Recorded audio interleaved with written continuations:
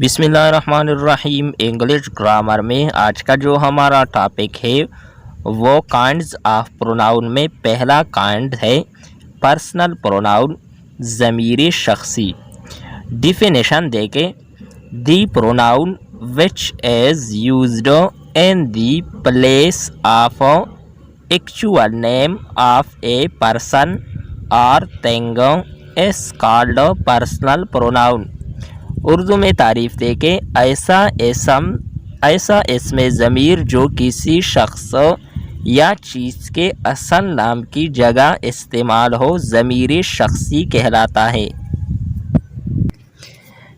Examples, مثالیں۔ پہلا مثال ہے آئی سا اے بگ کار یسٹرڈے، میں نے کل ایک بڑی گاڑی دیکھی۔ دوسرا مثال ہے you like to read this novel, تم اس ناول کو پڑھنا پسند کرتے ہو۔ تیسرا مثال ہے دے لائیو ٹوگیدر ان لاہور، وہ لاہور میں اکٹھے رہتے ہیں۔ چوتھا مثال ہے ہی از این انٹیلیجنٹ اسٹوڈنٹ، وہ ایک ذہین طالب علم ہے۔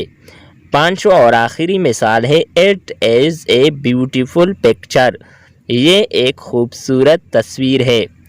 In the above sentences, I, you, they, he and it are personal pronoun، یعنی مندرجہ بالا فقروں میں تم، وہ، زیادہ، وہ لڑکا اور یہ ضمیر شخصی ہے۔